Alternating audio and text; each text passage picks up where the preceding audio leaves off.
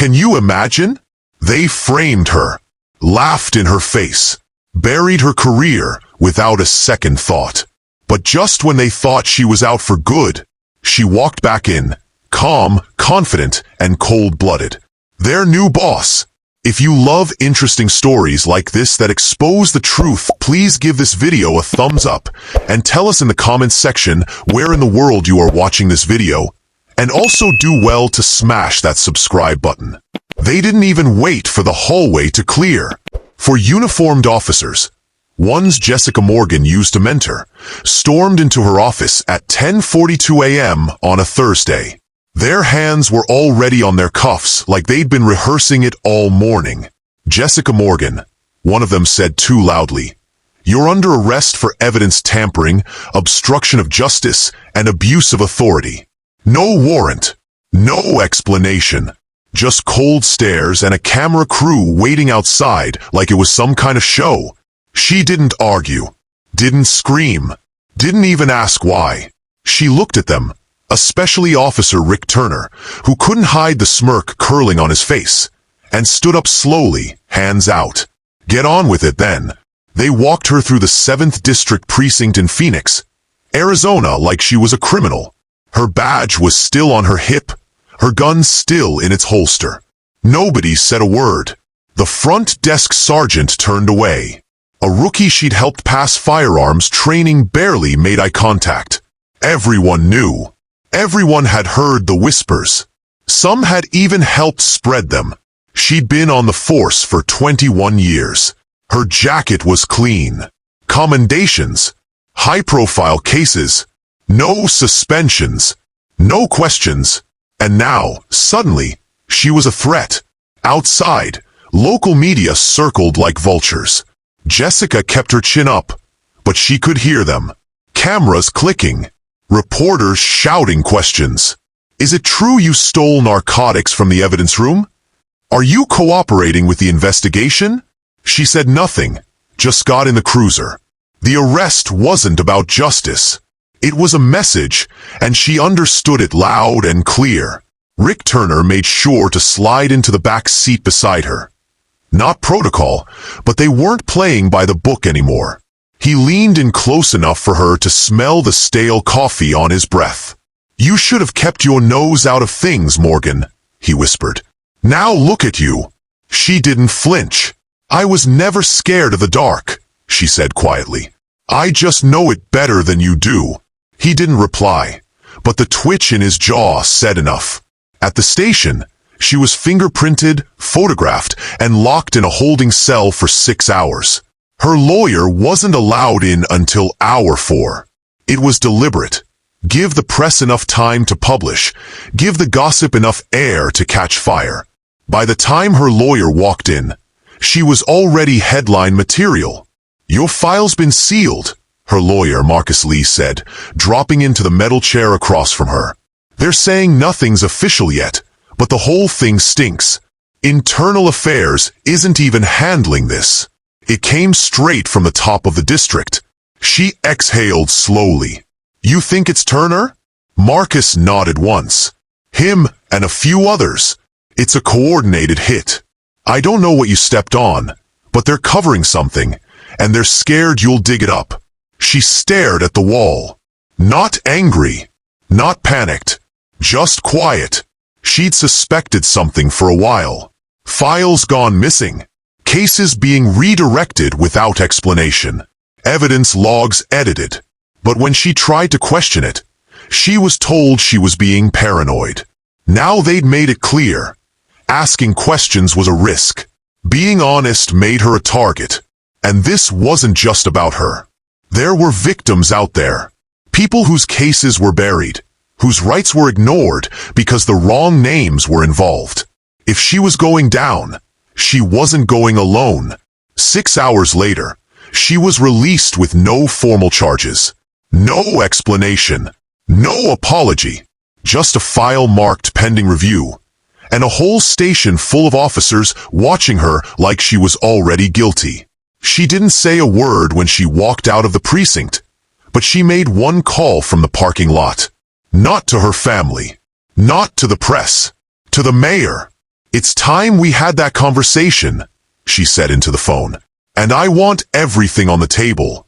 But while Jessica quietly disappeared from the public eye, the ones who set her up started to relax, thinking they'd already won. Jessica didn't return any calls. She didn't text back, didn't post. No sightings, no statement. It was like she vanished. And for the 7th District Precinct, that was good news. For a week, officers carried on like nothing had happened. Rick Turner was seen in the break room making jokes. "Maybe she finally realized she wasn't one of us." He grinned while chewing on a powdered donut, like the whole thing had been a game. Laughter followed him. Not because it was funny, but because people were afraid not to laugh. Captain Paul Wilson, who signed off on Jessica's arrest, claimed he was just following protocol. But everyone knew he owed favors. Big ones. His sudden rise through the ranks hadn't been quiet. And Jessica? She'd been one of the few officers who wasn't afraid to ask how. Still, without her around, things got quieter. Less tension in the air. Files stopped being questioned. Decisions weren't second-guessed. Turner and his crew, the ones who had always moved like they were above reproach, became even bolder. They started clocking out early, shuffling calls to rookies. A missing report here, a botched interview there. Things the public wouldn't notice, but Jessica always had. She used to keep people honest, even when it made her unpopular. Now, no one filled that role. Not even close. But while they got comfortable, rumors swirled outside the station walls. One bartender at O'Malley's Tavern said he'd overheard 2 city clerks talking about a quiet meeting at City Hall. Something about federal involvement. Another rumor said Jessica had been spotted in Tucson, walking into the Department of Justice building. No one could confirm it, but it was enough to make some people squirm. Detective Anna Chun, who'd worked under Jessica for 3 years, wasn't laughing with the rest. She kept her head down, ran her cases, and stayed away from office gossip. But deep down, she knew something wasn't right. One afternoon, she found Turner standing at her desk, flipping through one of her case folders. "Didn't know this was your jurisdiction," he said, eyes not leaving the file. "It's not," she replied. "But the lead witness asked for me." He glanced up slowly, closing the file. "Watch yourself, Chun. You don't want to end up like Morgan." She didn't respond, just took the file from his hand and walked away. But her stomach was in knots. That night, she pulled up her archived messages and reread the last one Jessica ever sent her, 2 days before the arrest. "If anything happens, don't trust Turner. Look deeper into the Westfield case. There's more than missing drugs. Start there." The Westfield case had been ruled a dead end, a suspected overdose that ended with a quiet file close. But Jessica had always questioned the timeline. The witness statements didn't line up. The evidence chain had been broken. Chun had let it go then. Now, she wasn't so sure she should have. Meanwhile, Jessica had taken up a short-term rental in Flagstaff under a different name. No photos, no paper trail, just time and quiet space to work. She wasn't hiding. She was planning. A local tech firm had owed her a favor. They helped her build a database of internal affairs records, cross-referencing incidents that were quietly buried, reclassified, or erased altogether. What she found wasn't just negligence. It was a pattern. Certain names kept appearing across reports. Turner, Officer Matt Rivera, Sergeant Dave Collins, and even Captain Wilson. The pattern didn't lie. Excessive force, missing evidence, witness coercion, all filed under different case numbers and shuffled through layers of bureaucracy. Dozens of victims. Some cases closed within hours of being filed. Others simply vanished. She printed every name, every date, every complaint. Then she circled the ones that overlapped. 27 of them. It wasn't about getting her badge back. Not anymore. It was about taking down a system that protected predators in uniform. But back at the precinct, they weren't just relaxing.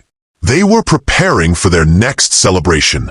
The mayor's office sat on the 4th floor of a beige government building near the riverfront, tucked between a bail bonds office and a dental clinic. Nothing impressive, nothing flashy. But behind its frosted glass doors, something serious was brewing. Mayor Sofia Rodriguez had known Jessica for years. They didn't always agree, but there was mutual respect. Sofia had watched Jessica clean up a drug corridor on Maple Street without firing a shot. She'd seen her de-escalate violent calls with nothing more than a calm voice and clear eyes. When Jessica called and asked for 10 minutes, Sofia cleared her whole afternoon. Jessica didn't waste time. "I need a federal inquiry into the 7th District," she said, laying a folder on Sofia's desk. "What I'm about to show you has been happening under your nose." Sofia didn't speak for the first 5 minutes as she flipped through names, photos, documents. One report showed a young woman with bruises on her jaw. Her assault complaint marked "no follow-up needed." Another was a body cam transcript abruptly cut off mid-arrest. Jessica had tagged every questionable entry, color-coded, dated, cross-checked. "This many cases?" Sofia finally asked. "Those are just the ones I could verify. There's more."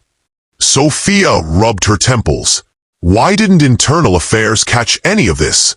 They never got the chance. Most of these never reached them. Reports were rerouted or blocked. Some officers used ghost logins. Internal Affairs was kept out of the loop. By design. Sofia tapped her pen on the folder. "You want to run the investigation?" "No," Jessica said. "I want full access. I want the records, the audits, the archives. Give me oversight. I'll give you clean officers and a clean department. But I want to do it from the inside." Mayor Rodriguez leaned back in her chair. "You know what this means?" "Yeah, it means they're going to come for me again. But I'm not backing off this time." 3 days later, a federal liaison was assigned. The city council held a closed-door vote, and by the following week, Jessica was quietly reinstated. This time as Internal Affairs Commander with a temporary federal mandate to oversee officer conduct in Phoenix's 7th District. No press release. No press conference. Just a signed document with a new badge and a new mission. Meanwhile, Turner and his crew were getting ready for their supposed court win. The charges against Jessica had been dismissed, but they didn't care about the technicalities. To them, it looked like the city had chickened out. They planned drinks for that Friday night, called it a send-off to the witch hunt. Even Captain Wilson showed up in jeans and a button-down, ordering pictures like it was a promotion party. Detective Chun stayed home. She'd spent the entire week pulling files on the Westfield case and noticed something disturbing. Officer Matt Rivera had been first on scene, but there was no body cam footage submitted. Not unusual by itself, but his camera log showed it had been active for nearly 7 minutes, just never uploaded. She sent a request to the tech unit. Then she did something bold. She emailed Jessica. She didn't know if it would go through, but she typed it anyway. "I believe you. There's more to Westfield. I can prove it. Let me help." The reply came just 20 minutes later. "Meet me Monday. Neutral ground. Come alone."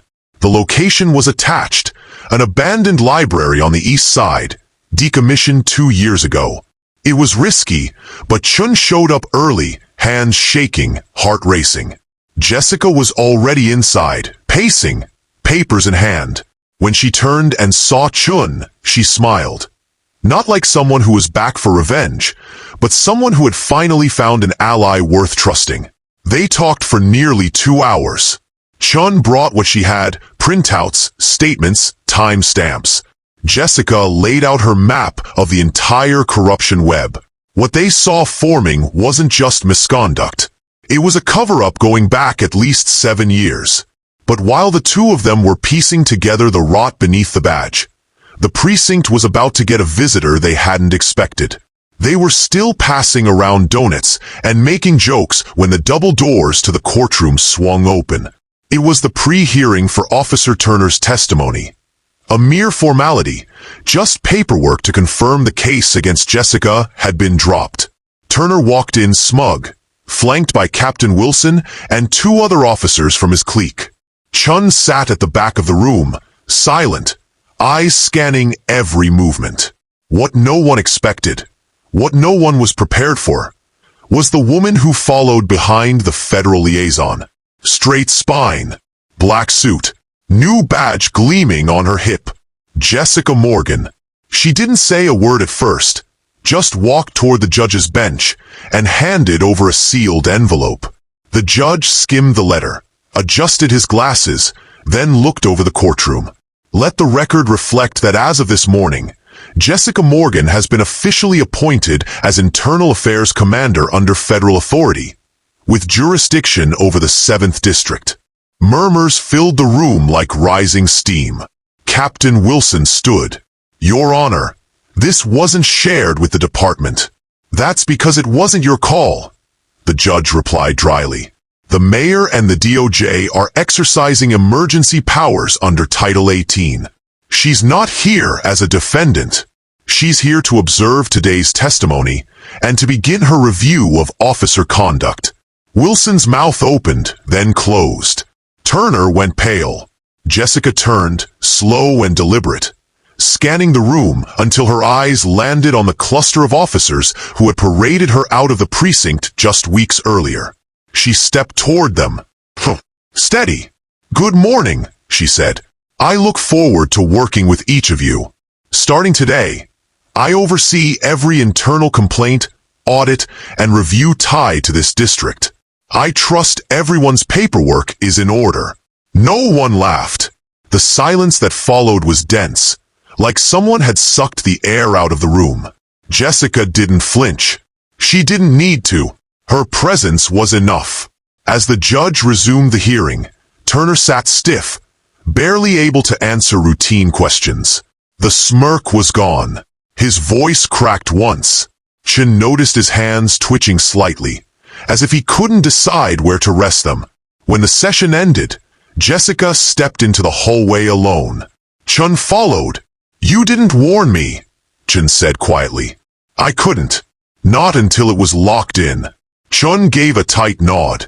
They're going to panic. I'm counting on it, Jessica replied. That's when people start making mistakes. Later that afternoon, back at the precinct, the mood had shifted. Officers whispered in corners. Phones were being wiped. Screens went dark when she walked past. Captain Wilson called an emergency meeting, his voice trembling more than he meant it to. This department runs on trust and discipline, he said, avoiding Jessica's eyes. Let's remain professional and transparent during this transition. Someone in the back snorted quietly. No one asked questions afterward. Jessica entered her new office, previously used for filing overflow. A windowless room. 2 desks. Bad lighting. She didn't care. She brought her own lamp, her own chair, taped a quote above her desk. If they feared doing it in front of you, they knew it was wrong. By sundown, she had her first 10 cases pulled from the archive, all marked inactive, all involving names she had already flagged. She made copies. Then she called Chun. Tomorrow, she said, we start interviews. But before the day ended, one officer left the precinct early and headed straight to Turner's house with a warning. Turner stood by the window of his 2-story home in West Phoenix, sipping from a chipped mug, watching headlights pass like they carried answers. He hadn't spoken much since the courtroom ambush. Not to his wife, not to his lawyer, not even to Wilson. But now someone was knocking. Officer Matt Rivera, the youngest of the inner circle, stepped inside, barely shutting the door before he whispered. She pulled a file, Rick. Westfield. It's in her office now. Turner didn't move, just stared at the street. And Chun. She's helping her. They've got the old tech logs too. Turner clenched the mug until a crack split down the side. Damn it! Rivera shifted, nervous. We gotta do something. No, Turner said. Not yet. If we press too hard, it'll look like panic. We stay calm. She wants us to sweat. But the sweat was already there, collecting on his temples, trailing behind his collar. Back at the station the next morning, Jessica arrived early. Earlier than anyone. She parked in the side lot, walked through the back entrance, and past the break room, where 3 officers quickly fell silent. Her presence had already altered the rhythm of the building. People weren't lounging anymore. They weren't laughing. Every step she took made someone flinch. She posted a list on the notice board. Mandatory internal interviews. Week 1. Officer Matt Rivera, Detective Tina Blair, Lieutenant Jason Vega, Officer Rick Turner. Times and dates followed. Signatures required. No excuses. By 9 a.m. The building buzzed like a wasp nest someone had poked with a stick. Nobody said her name, but she could feel it in the air.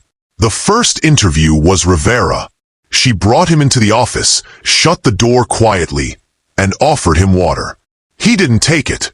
Let's talk about March 12th. 3 years ago. The Westfield scene. Your body cam was active for 7 minutes. Where's the footage? Rivera stammered. I don't know. It should have uploaded. It didn't. Maybe it was a glitch.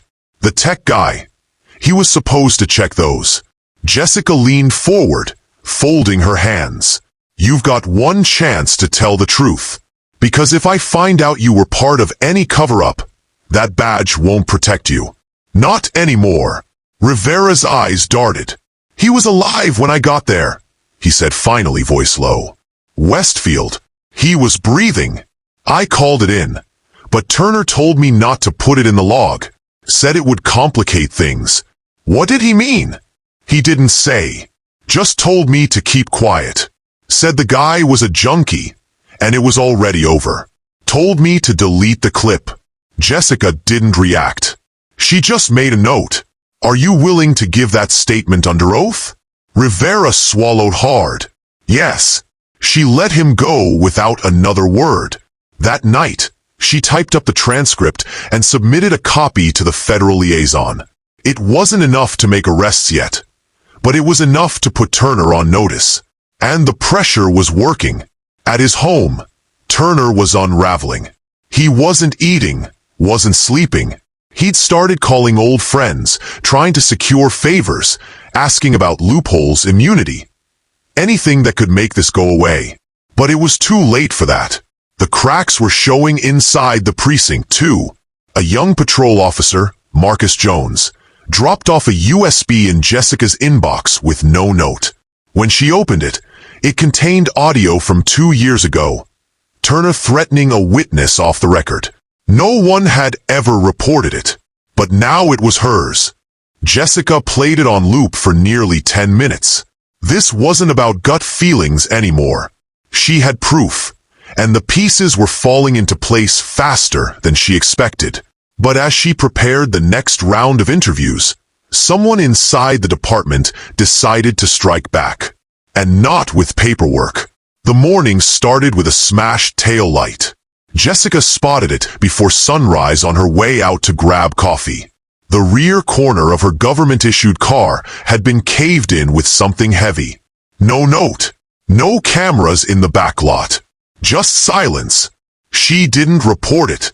Instead, she replaced the bulb herself, drove to work early again, and reviewed her next 3 interview files.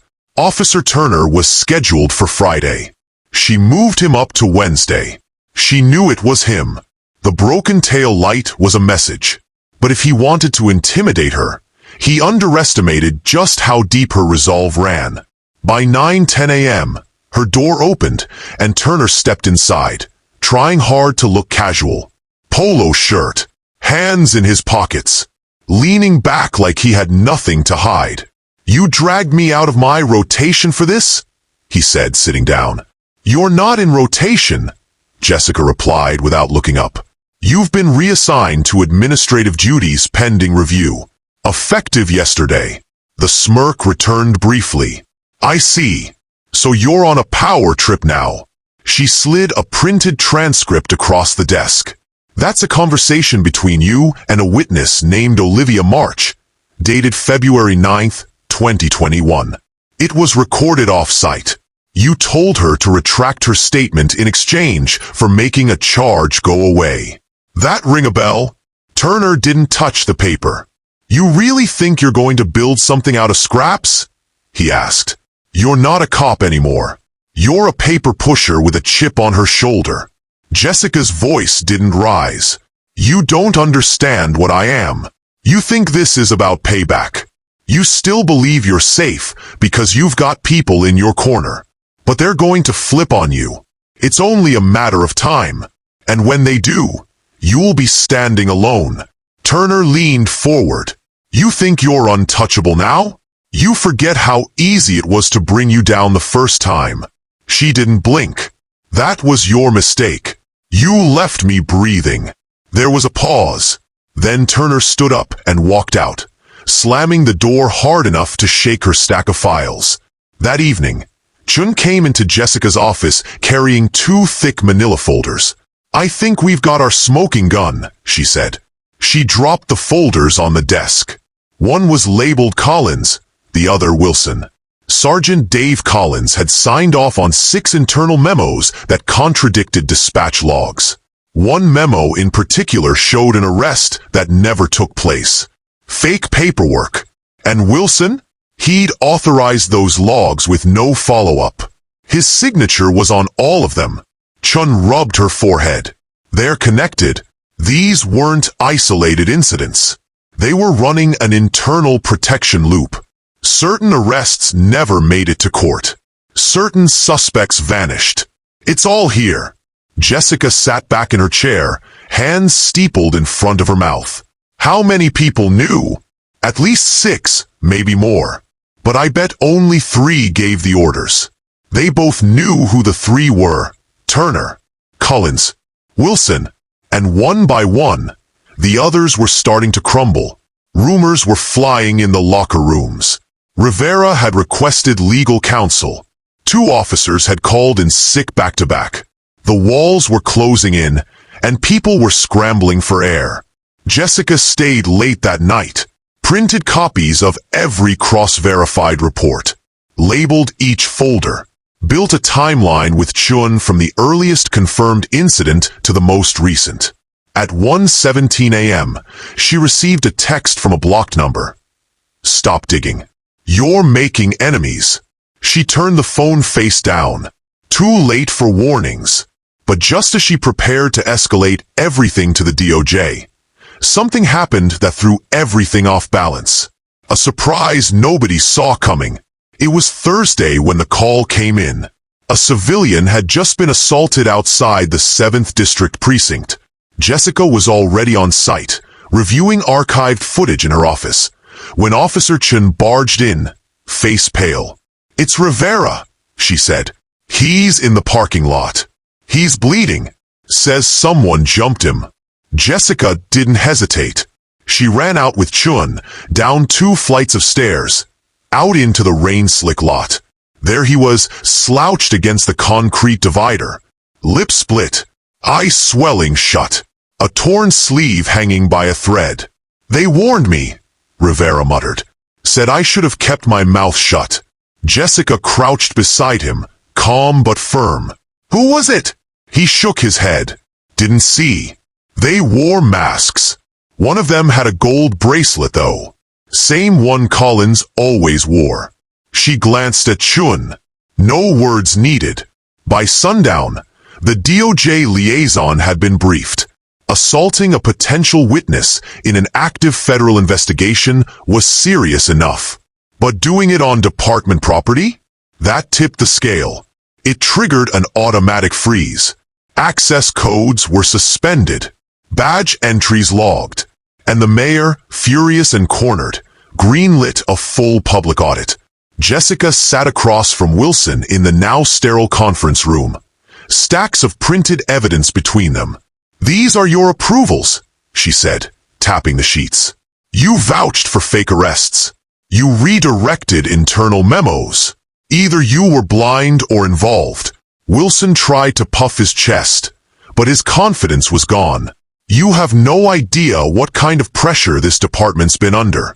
Budget cuts, community backlash. Sometimes you make choices to keep the wheels turning." "You didn't keep the wheels turning," she shot back. "You ran over people who trusted us." He folded quietly. Without much resistance, Wilson agreed to step down and cooperate in exchange for leniency. A deal, not immunity, but a door that kept him out of prison if he gave up the rest. Jessica took the statement herself.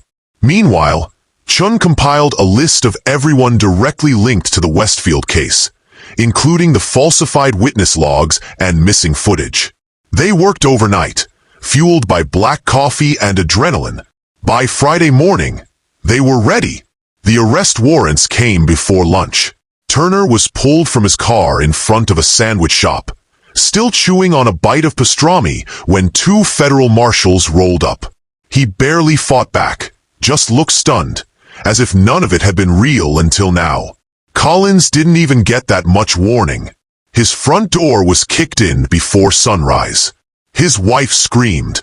He tried to run, didn't get far. 6 others followed in the next 24 hours. 2 patrolmen, a lieutenant, 1 forensic clerk, all tied to the cover-up web. The news hit the evening reports like wildfire. Internal corruption scandal rocks Phoenix's 7th district. They used words like betrayal and systemic failure. Pundits lined up to dissect the story. But for Jessica, none of it was about headlines. It was about standing in the hallway that Friday afternoon, watching the same precinct she was dragged out of now surrounded by state vehicles. Officers being escorted in cuffs past the lockers where they'd once stored their lies. She didn't smile. She didn't gloat. But she did walk down the hall slowly and paused by the door to the squad room. The chatter inside went dead silent. She opened the door. "Some of you were part of this," she said, scanning the room. "Some of you weren't. But everyone here let it happen. Silence let it spread. Ignoring it made it stronger." She let the words hang. "From now on, if you lie, you're out. If you cover for someone, you're gone. If you abuse the badge, you won't walk out of here with it again. That's the new standard. Not a threat, a promise." But as order returned and justice took root, Jessica still had one final stop to make. The one person she hadn't faced yet. She waited until the end of the day. No reporters, no entourage. Just her and a folder under her arm. Jessica walked the quiet hallway of the county jail, past the vending machines and flickering fluorescent lights, until she reached the holding area. "Here to see Rick Turner," she told the deputy on duty. He gave her a long look, but didn't ask questions, just buzzed her in. Turner sat behind the thick glass, hands cuffed in front of him. He looked older already. Paler. His jaw had a faint bruise from the takedown. His uniform was gone, replaced by orange scrubs and a plastic wristband. She took the seat across from him. "Didn't think you'd come," he said quietly. "I didn't come for you," she replied. "I came for the truth." He scoffed. "Truth? You think any of this makes you the hero?" "No," she said flatly. "I think it makes you the warning." He leaned forward, metal cuffs clinking. "You think I started this? You think I was the only one?" "No," she said, "but you were the one who enjoyed it the most." There was a long silence between them. "You could have kept your head down," Turner muttered. "You had the respect, the record. You would have made captain. And let people like you keep poisoning the badge?" she asked. "No thanks." He looked away. No more smug remarks. No more jokes. Just a man unraveling. Jessica stood, the folder still in her hand. She tapped it once against the glass. "This is every statement, every file, every name tied to what you did. I'm not holding it for revenge. I'm holding it to remind myself why I keep showing up. Because for every officer like you, there's a kid out there who still believes cops are supposed to protect them." Turner said nothing. She turned and walked out, never looking back. Outside, the late afternoon light cut across the pavement. It was quiet. Not the kind that makes you uneasy, but the kind that meant something was finally over.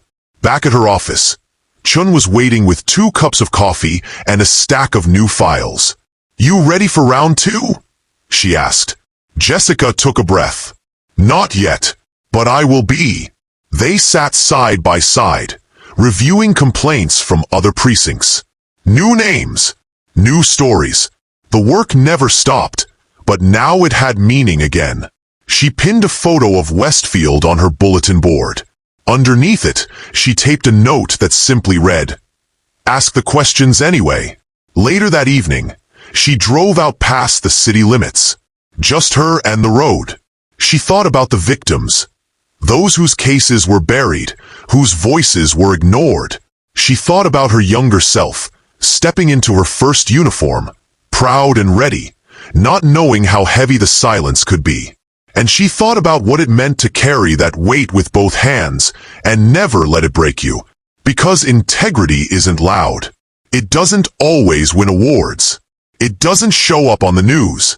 Sometimes it walks into a building full of enemies and still does the job. And sometimes it gets the last word. In the end, Jessica didn't come back for revenge. She came back to remind them, and herself, that justice only works if someone's brave enough to demand it.